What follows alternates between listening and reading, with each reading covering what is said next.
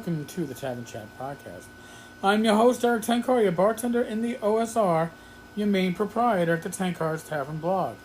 Discord serving me, we go Facebook, Twitter, and Instagram. So yesterday I was talking about my experience with the mail order hobby shop, where they sent me somebody else's grab bag of goodies, and somebody got my poster, and I came out ahead.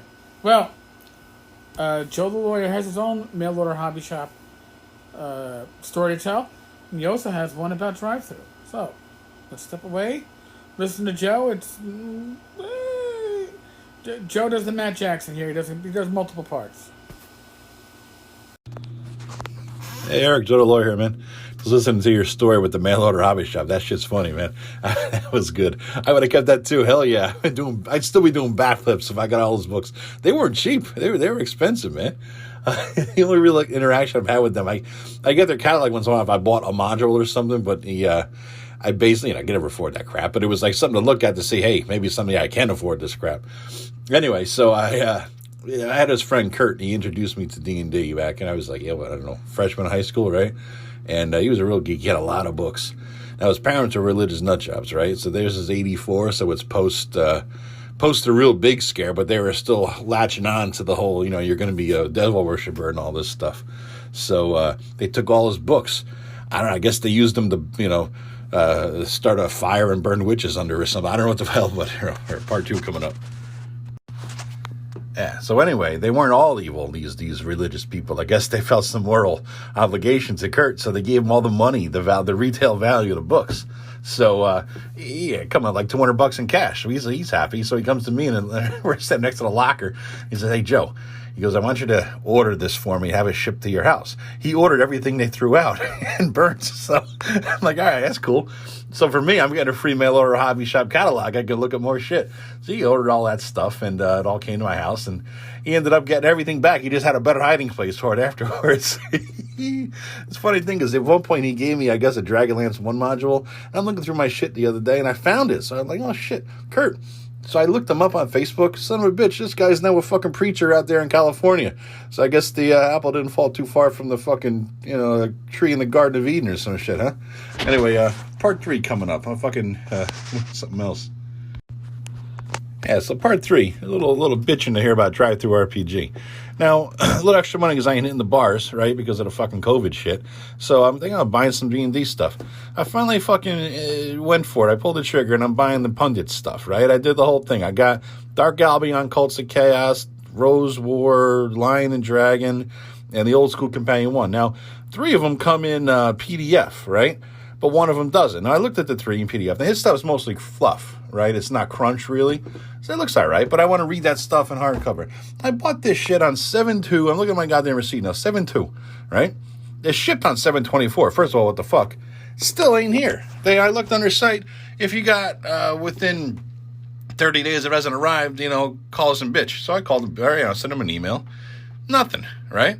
It's fucking time. Where's my shit? It's been 45 days. They said, wait another 2 weeks. Where's my shit? Like Raggy now. Jesus Christ. All right, man. So anyway, part 4, bottom line, these fuckers get another email tonight. That's all I'm saying. I'm a little hot now, so here we go. All right, later. Hope you're feeling better, and say hi to Rage for me, and take it easy, man. Yeah, Joe, that's actually pretty good. I mean, I used to get those mail order hobby shop catalogs and pretty much every, box set I would pick up, and I picked up way too many of those shits.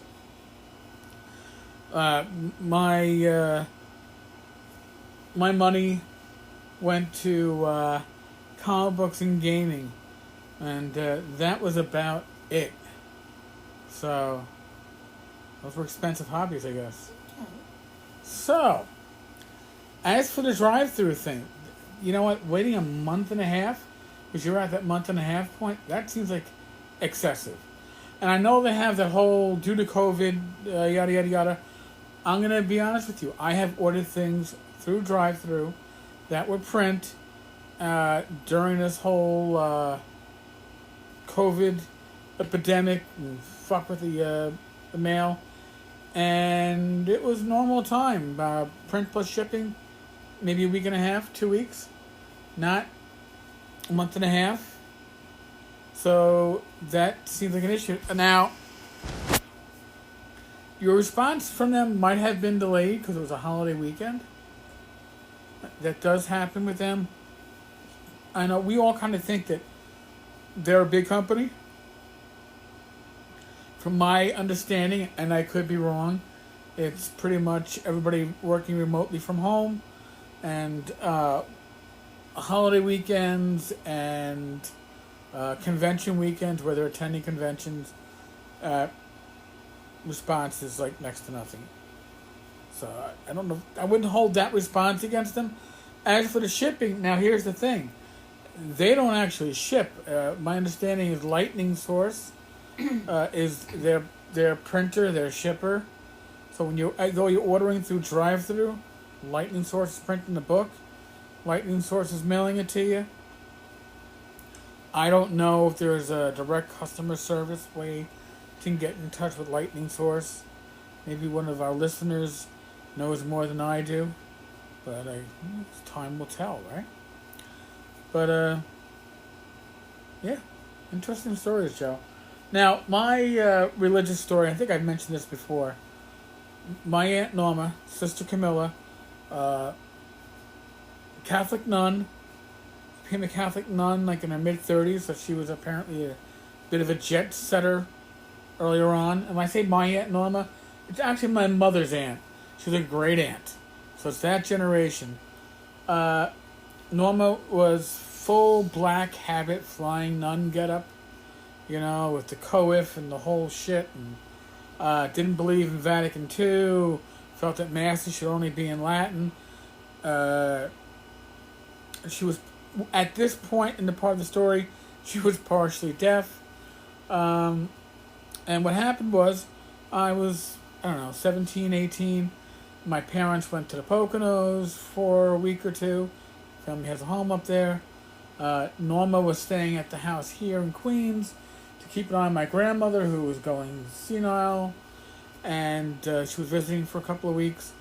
And even in the hot days of summer, Norma wore the full black habit. God bless her.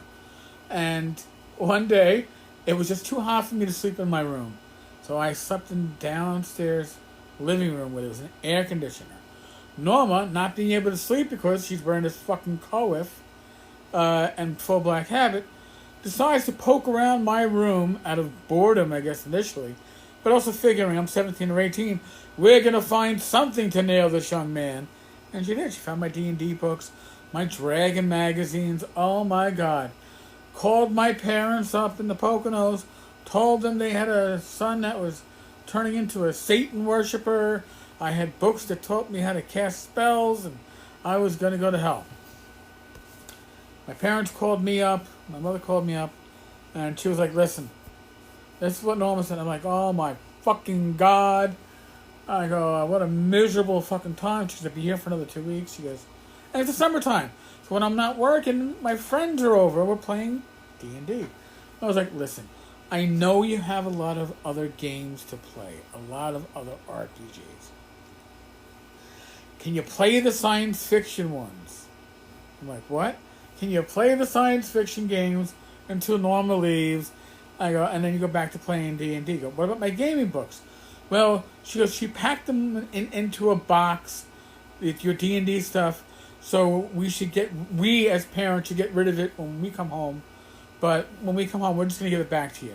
But in the meantime, just to appease her, so we played Traveler and like Space Ace, or Star Ace, and shit like that, until she left.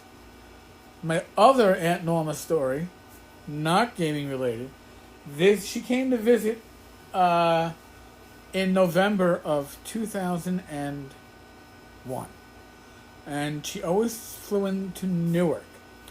At this point, Norma was pretty much blind as a bat and legally deaf.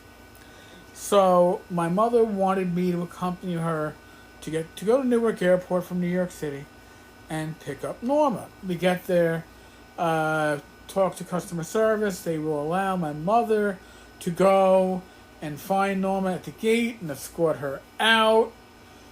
And my mother was all nervous, so I showed my ID, I showed my tin, my shield, and Port Authority gave me the nod and said you can also go through professional courtesy, basically, because I was an active cop in NYPD. So as we come up to Norma, I see her, because she's hard to miss. I have her sitting in a wheelchair, but how many full black habit nuns does one normally see? Not too many. And as I'm walking up to Norma and I'm calling out loudly because I know she's damn near fully deaf, I'm like, Norma, it's your nephew, Eric. And she turns at me, and as only somebody who's going deaf can scream out, Eric, so good to see you. Did you bring your gun? And I look up and I see like these, National Guardsmen with rifles, and they're looking at me. And I reach into my pocket not too slowly because I didn't want to get shot, but not too fast because I didn't want to get shot. And I took out my shield, the places in the country would call it a badge, and I'm holding it up in my hand like it's a holy relic, shining light. And I'm like, Norma, I'm at the airport.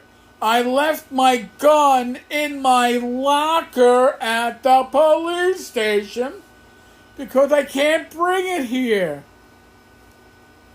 Oh, but I wanted to see your gun. I was like, oh my God. I would have said somebody shoot me, but they might have. So those are my stories. Folks, thank you for listening. Thank you for, putting up with my digressions. We are in the midst of a pandemic. I mentioned that earlier in this podcast. I am not a medical professional. Please use your common sense. Keep yourself, your family, your friends, your loved ones, keep them safe.